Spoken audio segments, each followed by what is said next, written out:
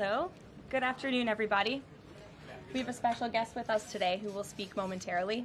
But first, I would like to begin with a message from the White House to the families of the victims in the brutal murder case in Idaho, who were sharing their heart-wrenching stories about their loved ones before the court today and addressing the evil killer who took 4 precious souls. We are so sorry for the grief and the pain you have experienced at the hands of such a vicious and evil killer. Our nation grieves with you, and we will never forget the precious souls who were lost in this horrific act of evil. If it were up to the president, he would have forced this monster to publicly explain why he chose to steal these innocent souls. May God bless and watch over everyone affected by this unimaginable tragedy, especially the parents who lost their children. Let me begin with a few scheduling items off the top. Later this afternoon, President Trump will deliver the keynote address at the Winning the AI Race Summit here in Washington, D.C. President Trump believes it is non-negotiable that the United States wins the AI race, which is why today, President Trump will announce a bold and comprehensive AI action plan to sustain and enhance America's global AI dominance. Under President Trump's leadership, our country will lead the world in AI to secure a brighter future for all Americans, massively grow our economy, and protect our national security. The president will also sign 3 executive orders at the event this afternoon. On Friday morning, President Trump will travel to Scotland for a working visit that will include a bilateral meeting with Prime Minister Starmer to refine the historic U.S.-UK trade deal. On the topic of trade, yesterday, President Trump accomplished something no other president has ever achieved. The president secured and announced 3 major trade deals with the Philippines, Indonesia, and Japan, all in one day. President Trump is finally putting a stop to our country getting ripped off. As a result of the president's successful negotiating tactics, many foreign markets are now being opened to American industries for the very first time, and harmful trade barriers are being broken down. Thanks to President Trump, these countries around the world are agreeing to open their markets to American-made products and goods for the first time, which will lead to a boom in sales and profits for American businesses right here at home. As President Trump said, he will only lower tariff rates if a country agrees to open their market to American-made products. If not, they will continue to face tariffs and pay a steep price to do business in the United States of America, which remains the best market on the face of the planet. Also this week, the president officially marked 6 months here at the White House. He made big promises to the American people on the campaign trail last year, and he has unquestionably delivered on those promises in record time. The president has defeated the Biden inflation crisis to make America affordable again. Core inflation is currently at its lowest level in 4 years, and prices for everyday goods are falling. The president's pro-growth policies have fueled massive job growth across our country. Since the president has taken office, our economy has added nearly 700,000 new jobs, with native-born American workers accounting for all job gains. The president has put the economic needs of families and of workers first. He signed the largest tax cuts for the middle class in American history, including no tax on tips, overtime, and Social Security. We have also seen the president unquestionably deliver on his promise to secure our southern border. He has ended Biden's illegal alien invasion, and for 2 months in a row, 0 illegal aliens were released into our country. The president has also, as you all know, initiated the largest mass deportation campaign in American history. The president has also restored law and order to make America safe again, another campaign promise he vowed to the American public. The United States of America is currently on track for its lowest murder rate on record, following this shift from the last administration to the Trump administration. The president has also ended Joe Biden's reckless war on American energy. U.S. oil and natural gas production are now surging, and summer gas prices reached their lowest level since 2021. The president has also rebuilt our military, another campaign promise. He just signed the largest military investment in decades to modernize our armed forces with cutting-edge technology to replenish our stockpiles and provide American troops with the best equipment in the world. The U.S. Army, Navy, Air Force, and Space Force have all reached their recruitment goals months in advance. The president has restored America's standing on the world stage, brought back peace through strength, and brokered numerous peace agreements to end wars. Again, all of this in just 6 months. He obliterated Iran's nuclear program to end the war between Israel and Iran, got NATO members to raise their defense spending to 5% of GDP, and secured a ceasefire between India and Pakistan, as well as brokering a historic agreement between Rwanda and the Democratic Republic of the Congo. The president has already received 3 different Nobel Peace Prize nominations for his peacemaking efforts. Again, all of this progress, all of these accomplishments have occurred in just 6 months. We are truly just getting started, and we look forward to working with all of you for the next 3.5 years. On another matter, over the past few days, Director of National Intelligence Tulsi Gabbard has unveiled shocking new evidence that former President Barack Obama and top aides in the Obama administration conspired to subvert President Trump's 2016 election victory and undermine the democratic will of the American people. While publicly pretending to engage in a peaceful transfer of power, in private, former President Obama went to great and nefarious lengths to try to sow discord among the public and sabotage his successor, President Trump. The new evidence released by the Director of National Intelligence, who is here with me today, confirms that the Obama administration manufactured politicized intelligence, which was later used as the justification for baseless smears against President Trump in an effort to try to delegitimize his victory before he even took the oath of office. The truth is that President Trump never had anything to do with Russia, and the Russia collusion hoax was a massive fraud perpetuated on the American people from the very beginning. And the worst part of this is Obama knew that truth, and so did all of the other corrupt officials involved in this scam, including former CIA Director John Brennan, former Director of National Intelligence James Clapper, former FBI Director James Comey, former Deputy Director Andrew McCabe, and many others. Director of National Intelligence Gabbard's report further confirms what we already knew. There was no collusion, no corruption, except on the part of Barack Obama and the weaponized intelligence agencies at the time. The Russia hoax was a blatant lie, all ginned up by Democrat political operatives that were signed off on by then President Obama and leaked to the news media to launch a years-long witch hunt against President Trump and his first administration. Allies of the president, including his own son, Donald Trump Jr., were disgustingly smeared as Russian assets, and some even had their lives destroyed because of this vicious lie. The president's first 2 years in office had this fake distraction hanging over it, and endless resources, time, and political capital were spent having to debunk these lies from the highest levels of our government. Now, nearly 10 years later, thanks to the declassification of documents by Director Gabbard, the truth has finally come to light. And this truth vindicates President Trump, his family, and his many allies and associates who were smeared with defamatory lies. President Trump was right from the beginning about all of this, and we are grateful that justice can be served. Now, we have even more damning evidence implicating those who tried to sabotage a duly elected president and did grave material harm to our republic.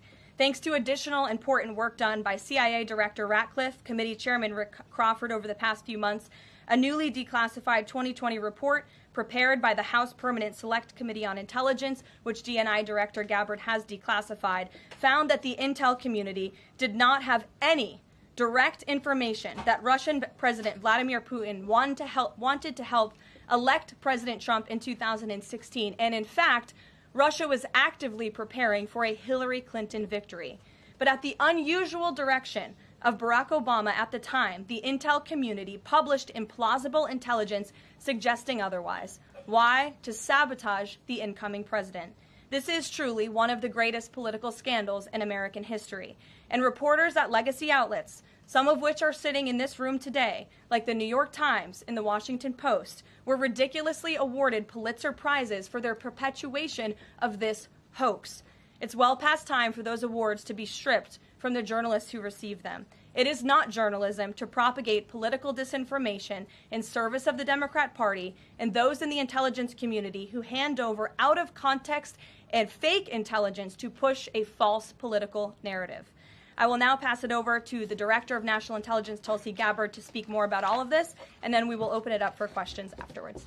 Tulsi, thank you for being here. Thank you very much. Good afternoon. At President Trump's direction and with the support and coordination with the House Intelligence Committee Chairman Rick Crawford, today we've released a declassified Oversight Majority Staff report that was produced in September of 2020.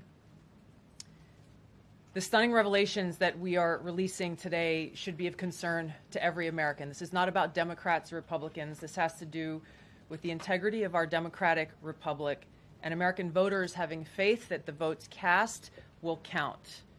There is irrefutable evidence that detail how President Obama and his national security team directed the creation of an intelligence community assessment that they knew was false. They knew it would promote this contrived narrative that Russia interfered in the 2016 election to help President Trump win, selling it to the American people as though it were true. It wasn't. The report that we released today shows in great detail how they carried this out. They manufactured findings from shoddy sources. They suppressed evidence and credible intelligence that disproved their false claims. They disobeyed traditional tradecraft intelligence community standards and withheld the truth from the American people. In doing so, they conspired to subvert the will of the American people who elected Donald Trump in that election in November of 2016. They worked with their partners in the media to promote this lie, ultimately to undermine the legitimacy of President Trump and launching what would be a years-long coup against him and his administration. We're here today because the American people deserve the truth, they deserve accountability, and they deserve justice. The records that we released on Friday that were ODNI records, Senator Chuck Grassley's release on Monday of what is known as the Clinton Annex, which was an appendix to the Department of Justice Office of Inspector General's 2018 report, as well as the House Intelligence Committee's majority oversight report that we're releasing today, all come back to and confirm the same report. There was a gross politicization and manipulation of intelligence by the Obama administration intended to delegitimize President Trump even before he was inaugurated, ultimately usurping the will of the American people. I'm going to go over the key findings from the House Intelligence report, which investigated the claims that were made by an intelligence community assessment ordered by President Obama and published in January of 2017. First, Putin's principal interests relating to the 2016 election were to undermine faith in the U.S. democratic process, not show any preference of a certain candidate. In fact, this report shows Putin held back from leaking compromising material on Hillary Clinton prior to the election, instead planning to release it after the election to weaken what Moscow viewed as an inevitable Clinton presidency. In the January 2017 intelligence community assessment that President Obama ordered, John Brennan, who was CIA director at the time, and the intelligence community intentionally suppressed intelligence that showed Putin was saving the most damaging material that he had in his possession about Hillary Clinton until after her potential and likely victory. The report goes into great detail about the information that Russia and Putin had on Hillary Clinton, which included possible criminal acts like secret meetings with multiple named U.S. religious organizations in which State Department officials offered, in exchange for supporting Secretary Clinton's campaign for the presidency, significant increases in financing from the State Department. They also had documents that showed the patronage of the State Department to State Department employees who would go and support Hillary Clinton's presidential campaign. There were high-level DNC emails that detailed evidence of Hillary's, quote, psycho-emotional problems, uncontrolled fits of anger, aggression, and cheerfulness, and that then Secretary Clinton was allegedly on a daily regimen of heavy tranquilizers. Then CIA Director Brennan and the intelligence community mischaracterized intelligence and relied on dubious substandard sources to create a contrived false narrative that Putin developed a quote-unquote clear preference for Trump. Brennan and the IC misled lawmakers by referencing the debunked Steele dossier to assess quote-unquote Russia's plans and intentions, falsely suggesting that this dossier had intelligence value when he knew that it was discredited. The intelligence community excluded significant intelligence and ignored or selectively quoted reliable intelligence that contradicted the intelligence community assessment's key findings on Putin's alleged support for Trump. Including this intelligence reporting would have exposed the ICA's claim as implausible, if not ridiculous. The intelligence community assessment omitted reliably sourced information, such as how some Russian intelligence officials were quote-unquote planning for candidate Hillary Clinton's victory, while others assessed neither Trump nor Clinton would respect Russia's interests. As was reflected in the ODNI documents that we released on Friday, multiple intelligence community assessments released in the months leading up to the November 2016 election concluded that Russia had neither the intent nor capability to impact the outcome of the U.S. election. On December 5th of 2016, the FBI and ODNI gave the House Intelligence Committee its first post-election classified briefing, in which there was no mention of Putin aspiring to elect Trump by either agency. The Presidential Daily Brief, drafted on December 8th of 2016, stated that no Russian or criminal actors impacted vote counts. This document was pulled just hours before it was to be published due to quote-unquote new guidance.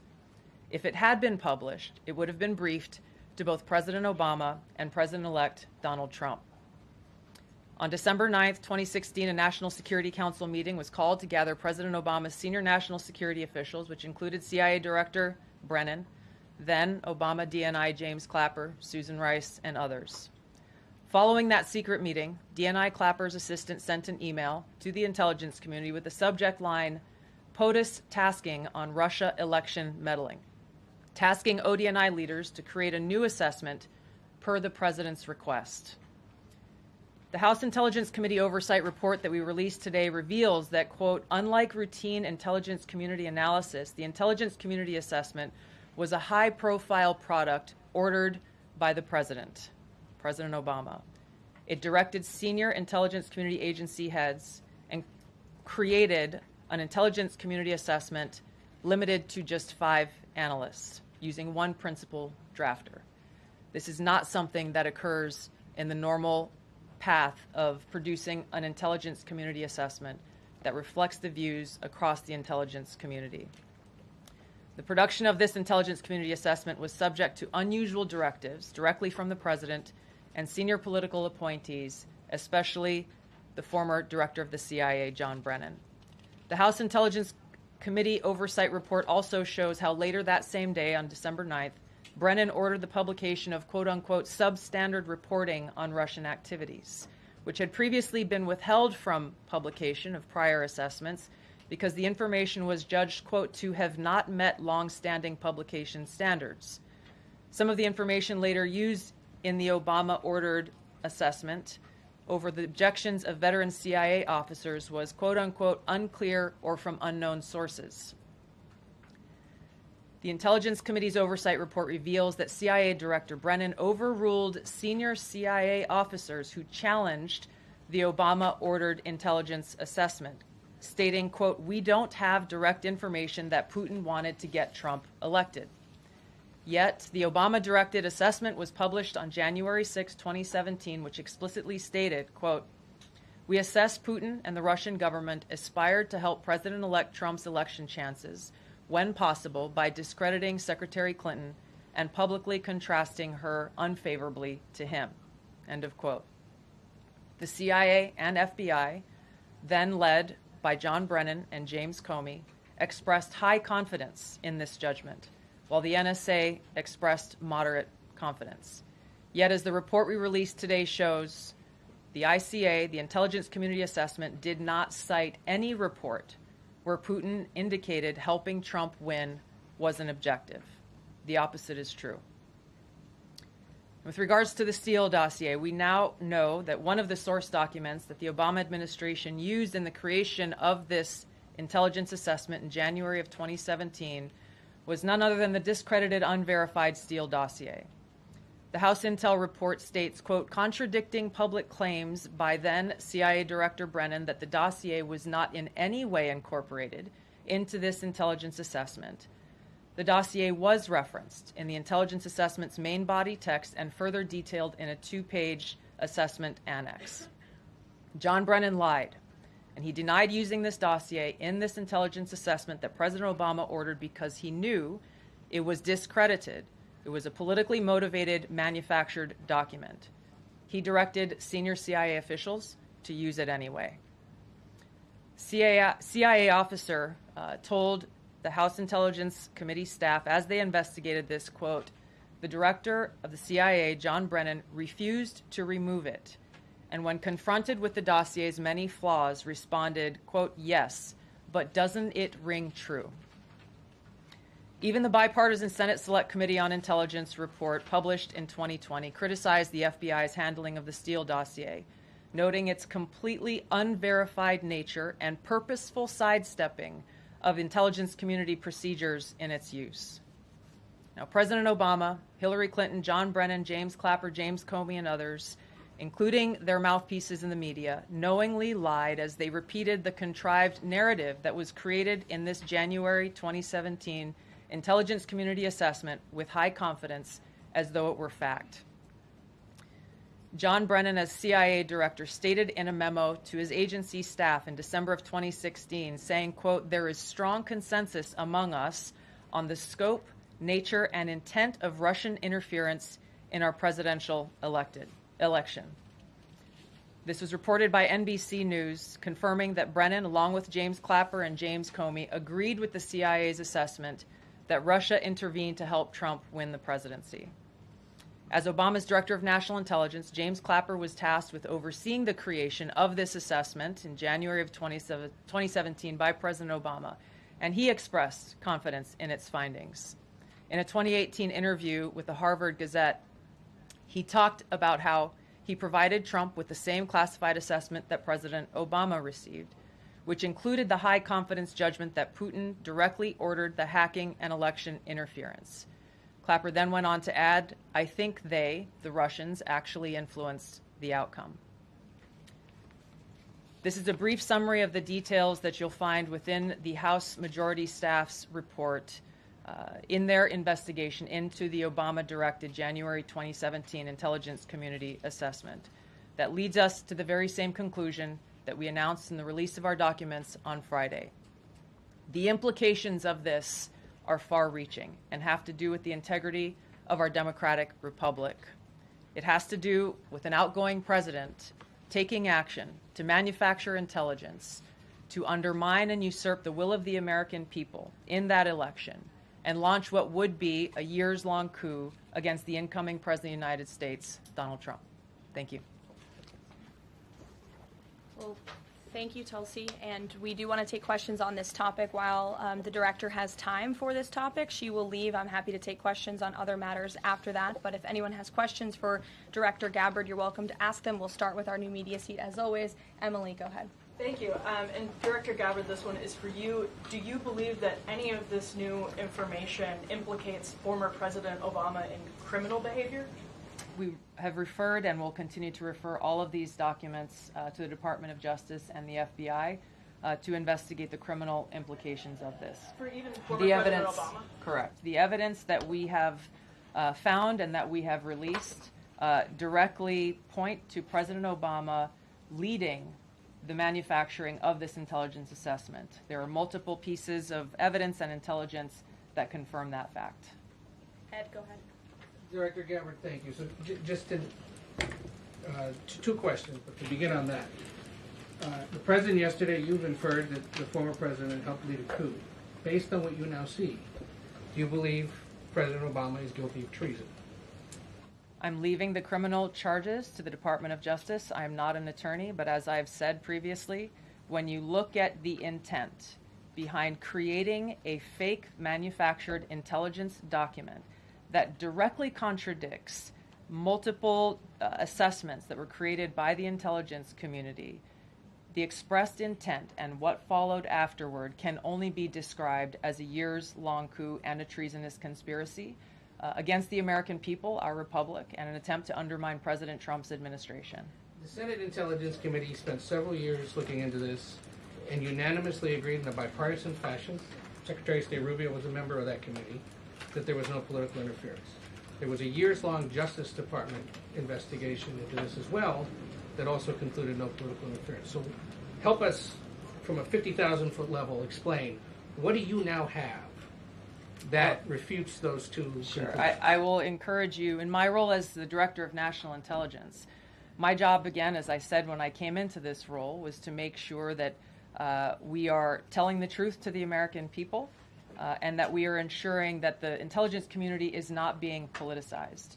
So I'm not asking you to take my word for it. I'm asking you in the media to conduct honest journalism and the American people to see for yourself in the documents that we've released now, close to 200 pages, that point in multiple references, multiple examples, to include comments that have been made by senior intelligence professionals who are some still working within these agencies today that confirm the conclusions that we have drawn, that President Obama directed an intelligence community assessment to be created to further this contrived false narrative that ultimately led to a years-long coup to try to undermine President Trump's presidency. And it's your belief John, that those two previous investigations missed that or covered it up?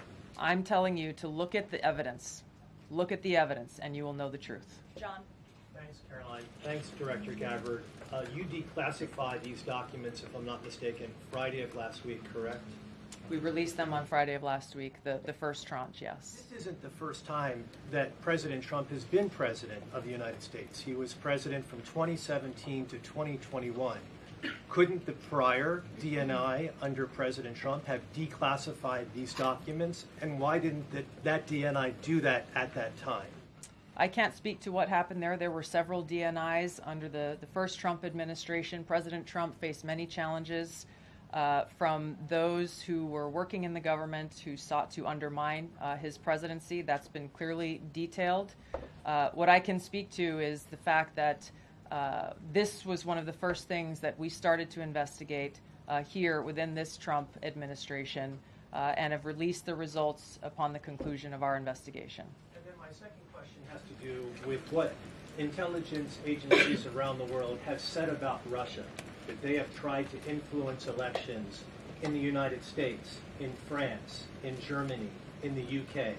Do you disagree with that? Do you believe that Russia is a bad actor as it relates to trying to influence elections? I'll point back to the intelligence that President Trump has ordered declassified, that we have declassified and released, that the intelligence reflects Russia's motives were to try to sow discord and chaos within the U.S. election, which is a clear distinction from showing a preference for or against a specific candidate, which is what the Obama manufactured intelligence document alleges, that Russia preferred Donald Trump and tried to help Donald Trump get elected. Again, going back to the most important point here, with the intent to undermine the legitimacy of President Trump's election and therefore subvert the will of the American people who chose to send him to the White House. Reagan. Thanks, Caroline. Director Gabbard, Reagan Reese with the Daily Caller. You laid out that the documents revealed that the Obama administration did not publish a December 2016 presidential daily briefing that demonstrated that Russia did not steal the election. Trump was receiving these briefings at the time because he was president-elect. Are you of the view that that information was kept out of the briefing because then President-elect Donald Trump would have seen it? I don't have any documents that speak to exactly what the new guidance was that was given as the reason for pulling that document, which, by the way, still has never been published until we released it last week, Friday. One could assume that they didn't want President Trump to see a document that came from the intelligence community that would contradict the Russia hoax narrative that began through the Hillary Clinton campaign with the Steele dossier. One more. Maybe either for you or Caroline. The president said yesterday that Obama committed treason. Do you or the White House believe that the Supreme Court's immunity decision protects Obama from prosecution? Look, I can speak to the president's feelings on this matter. He spoke to all of you yesterday in the Oval Office, but I also spoke to him about this morning. And he wants to see all those who perpetuated this fraud against our country, who betrayed our country and the Constitution, to be thoroughly investigated and held accountable. And it's been 10 years of this. And I would just add, based on everything the director has said and declassified, all of you in this room should go through it and take a look at this report and review the intelligence, because because unfortunately that hasn't happened. And many of the people who perpetuated this hoax, Clapper, Andy McCabe, James Comey, and many others, have been hired by major networks in this room to go on television and continue to spew these lies, knowing that they are lies. And if you all recall, just flashback to 2016 and the years after, the entire Trump 1 presidency was embroiled in this scandal that was perpetuated by the Democrat Party. And you had major Democrat Party officials in this city, namely Adam Schiff, Hillary Clinton, Elizabeth Warren, who went on television and told the American people Donald Trump is an asset of Russia. It was a lie. They always knew it. Hillary Clinton herself said that President Trump would be a puppet for Putin. Senator Tim Kaine at the time called President Trump Vladimir Putin's defense lawyer. Adam Schiff stated, and one of the worst things a lawmaker can do is to tell the American people, I know something you don't know, it's just classified and I can't tell you. And that's what he said. I can tell you that the case is more than that. I can't go into the particulars, but there is more than circumstantial evidence now. And not enough people in this room, not enough journalists in this country pushed Adam Schiff to say, what are you talking about? What evidence do you have? Everybody just ran with the lies, and it led to impeachments. It led to the division of our country. Unfortunately, so many Americans, from listening to outlets in this room, believed in these lies. And it's a complete scam, and it's a scandal, and the president wants to see accountability for that. Phil. Thank you. Question for Director Gabbard. A spokesperson for former President Obama said in a statement earlier this week, quote, nothing in the documents issued last week undercuts the widely accepted conclusion that Russia worked to influence the 2016 election but did not successfully manipulate any votes. How do you respond to critics like former President Obama and also others on the Hill who say that the administration is conflating apples and oranges here, conflating allegations of actual hacking of voter machines and allegations of interference generally? I think it's a disservice to the American people that former President Obama's office and others who are criticizing the transparency that is being delivered by releasing these documents. They are doing a disservice to the American people and trying to deflect away from their culpability in what is a historic scandal and negative action towards the American people and our democratic republic. The answer to that statement can very clearly be found throughout all of the documents that we have released. Again, showing that Russia has took action to try to sow discord in the election, but showed no preference for or against any singular candidate. You've long been an opponent of weaponization in government. How do you respond to criticism that referring Obama administration officials and even potentially the former president is just more weaponization and this is a potential race to the bottom? I think that's a very disrespectful attack on the American people who deserve the truth.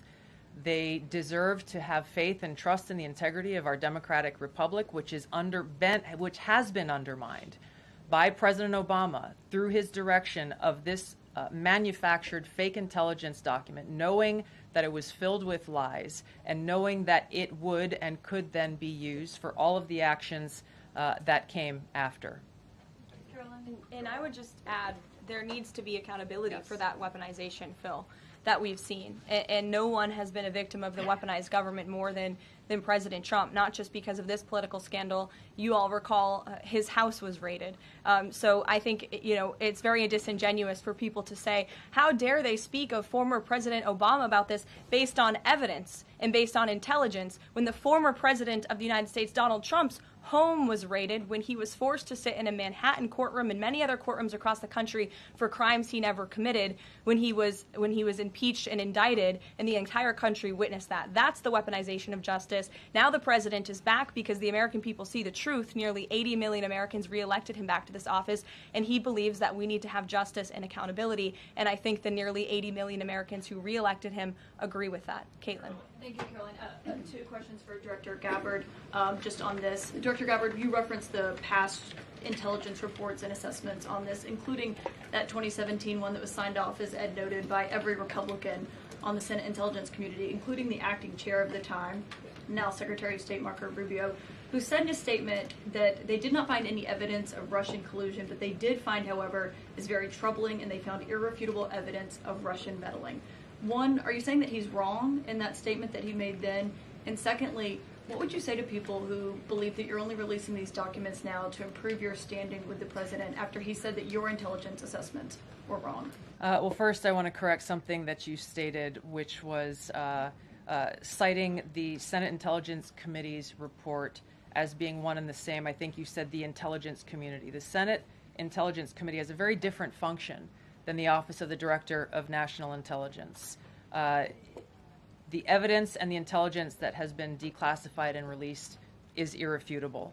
I'm going to let Karoline speak to Secretary Rubio. I'll speak to both questions. First, on Secretary Rubio, he put out a statement in 2020 following that Senate Intelligence Committee report, and he said what they found is troubling. We found irrefutable evidence of Russian meddling, which the Director of National Intelligence just confirmed for all of you, that Russia was trying to sow distrust and chaos. But what's the outrage in this that Secretary Rubio did not say at the time, the Democrats were saying at the time, is the fact that the intelligence community was concocting this narrative that the president colluded with the Russians, that the president's son was holding secret meetings with the Russians, all of these lies that were never true. And he also said at that time, we discovered deeply troubling actions taken by the FBI under Comey, particularly their acceptance and willingness to rely on the Steele dossier without verifying its methodology or sourcing. The Steele dossier that many outlets in this room ran as the gospel truth, and it was cooked up and paid for by the Clinton campaign.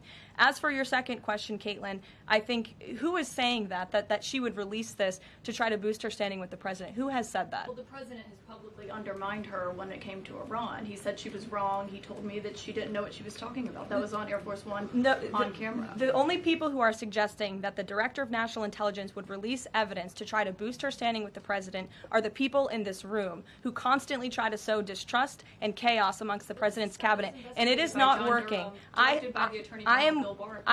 will just answer your question directly. I am with the President of the United States every day. He has the utmost confidence in Director Gabbard. He always has. He continues to, and that is true of his entire cabinet, who is all working as one team to deliver on the promises this president made. Does anyone else have questions for Director Gabbard? And then we'll turn it over to a couple other questions. Christian, go ahead. Yeah, thank you. Director Gabbard, two follow-ups on questions that have been asked.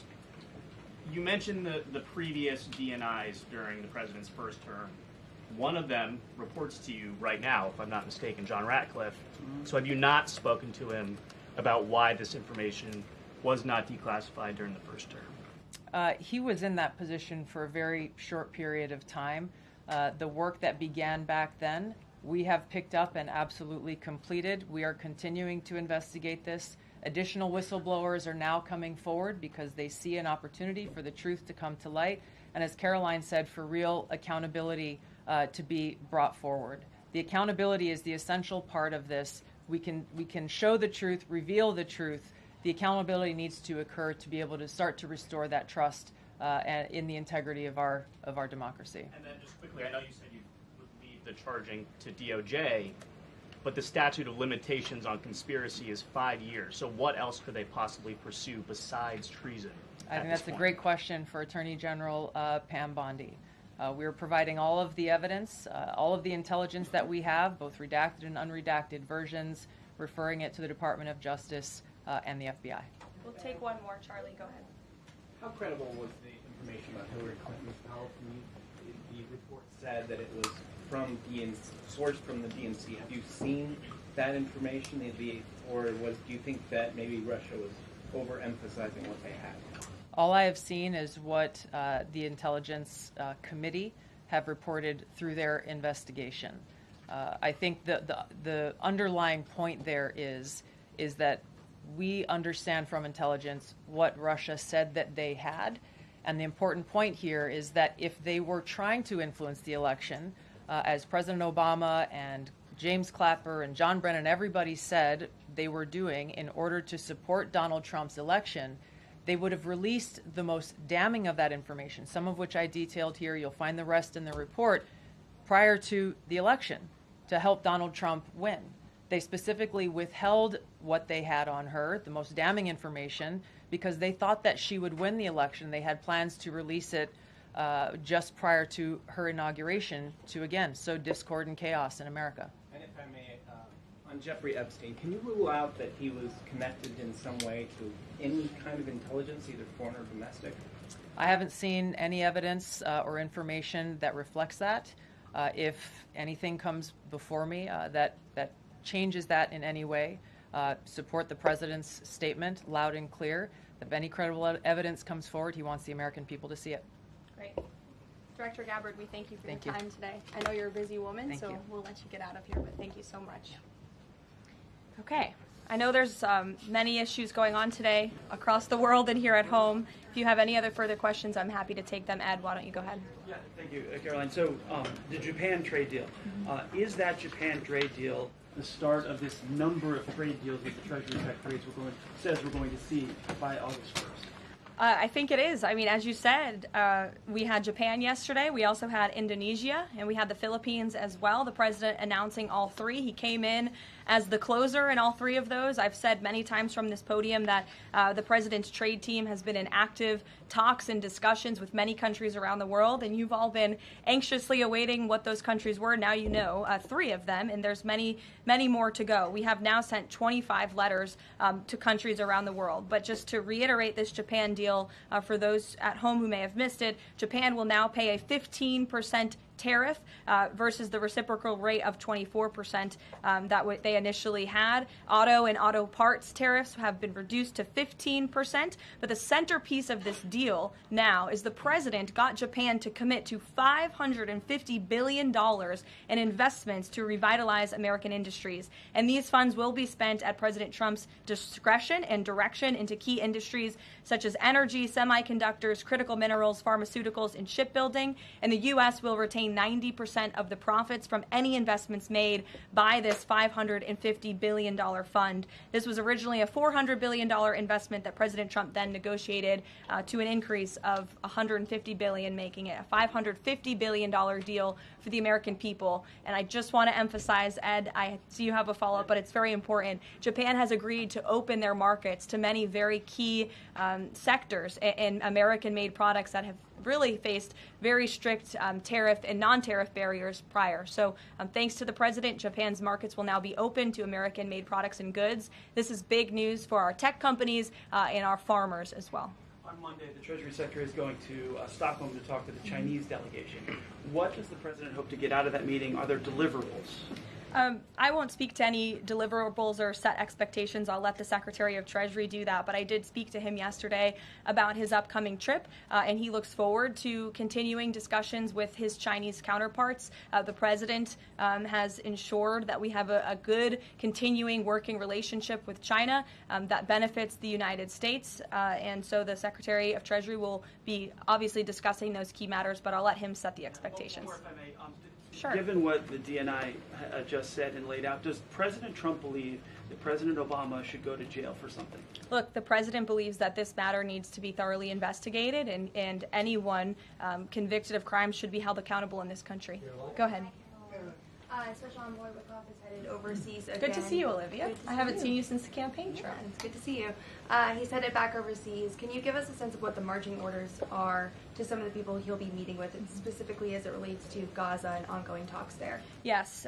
Special Envoy Wickoff is headed to Europe, where he will meet with key leaders from the Middle East to discuss the ongoing ceasefire proposal to end this conflict in Gaza and to release the hostages. These are very sensitive negotiations that are currently taking place. I spoke to Special Envoy Wickoff last night about them. I will let him speak further on the matter, but the President and Special Envoy Wickoff has made the administration's goals clear. We want this ceasefire to happen as soon as possible, and we want these hostages to be released. Go ahead. Caroline, a Florida federal judge has refused to allow the Epstein grand jury materials to be released. Does the president want the administration or Department of Justice to appeal that ruling? That was just breaking as the director and I were coming out here, so I haven't had a chance to talk to the president about it. I understand there are 2 other requests from the Department of Justice that are ongoing, but I'll let this president speak to whether he wants to see an appeal. And the Department of Justice, I'm sure, can give you a statement on that as well. Is he supportive of the effort to talk to Ghislaine Maxwell? I know that Todd Blanchard mentioned that earlier this week. The president spoke to this yesterday, and he said he thinks it's an appropriate idea. Kelly.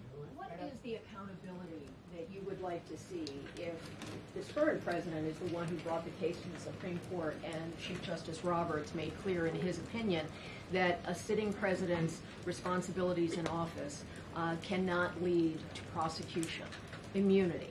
So what is it the President Trump wants regarding President Obama, given that fact? And the special counsel at the time, Durham, when that Supreme Court matter was not in effect, could have charged anyone and did not. So on those 2 points, how do you respond? Look, the president has made it clear that he wanted these documents to be declassified. He wanted the American people to see the truth, and now he wants those who perpetuated these lies and this scandal to be held accountable. As for what accountability looks like, as the director said, it's in the Department of Justice's hands, and we trust them to move this ball forward. Well, you would agree Stephanie. President Obama cannot be charged based on that immunity. Again, I'll leave that to the Department of Justice. Stephanie. In light of the Japan deal, are sectoral tariffs now up for negotiation with trading partners? And in a similar note, are these negotiators asking for investment funds, sort of like what Japan had agreed to? As for sectoral tariffs, I understand that the president continues to be in talks with our Secretary of Commerce. We have made commitments on various sectoral tariffs, as you know. The Department of Commerce has initiated studies to then move forward with implementing those sectoral tariffs. So I would defer you to them for further comment. Meredith.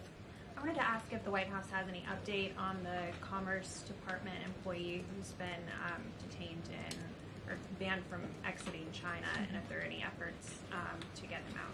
I can assure you and the American people that the administration is actively monitoring the situation and engaged, but typically we don't comment on individual cases like this as we are sorting them out.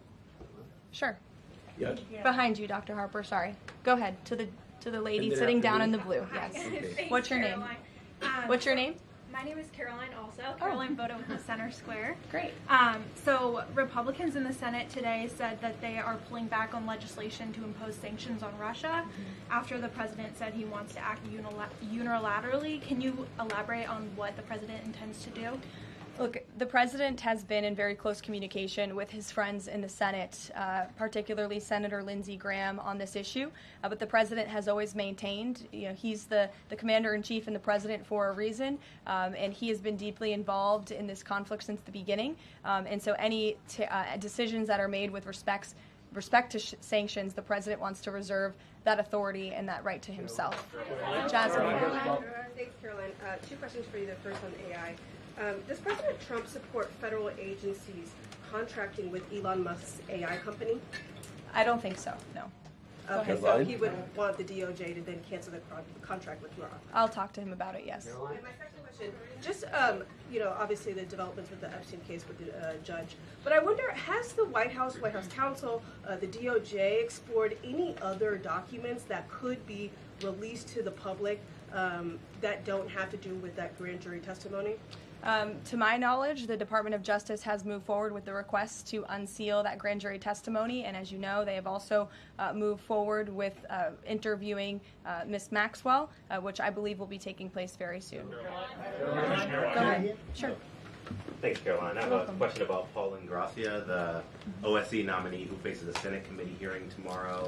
Tom Tillis said that he wouldn't vote for Ingracia if a vote came to the Senate floor. 24 worker advocacy groups have said that they don't support his nomination. What is the White House planning to do to sort of turn the tide or convince legislators that they should vote for him? The White House is always in communication with members of both the Senate and the House, and we stand by the president's nominees. Sure. In connection with the Mueller investigation, a grand jury indicted 13 Russians. President Putin has said he will never extradite those men. Given the new information that Ms. Gabbard has found, what's the administration's position on that case? Should those charges be dropped? I don't have an update for you on that case, but I'll check in with the National Security Council, and our team will get you something. Sure. Thank you so much. So Fannie Willis and Jack Smith separately, they both charged President Trump with conspiracy to defraud the United States and a conspiracy to overturn the 2020 election. It now turns out we're confirming that Obama and his cronies were doing that the whole time in 2016 on a massive scale, falsifying documents and having their intel agencies do this. What does this say about the 2020 election? And also, yeah, what's your thoughts on the irony here? There is a lot of irony, especially for the party of the Democrat Party, who claims to be for democracy. We often heard throughout the 2024 campaign they were calling this president a threat to democracy.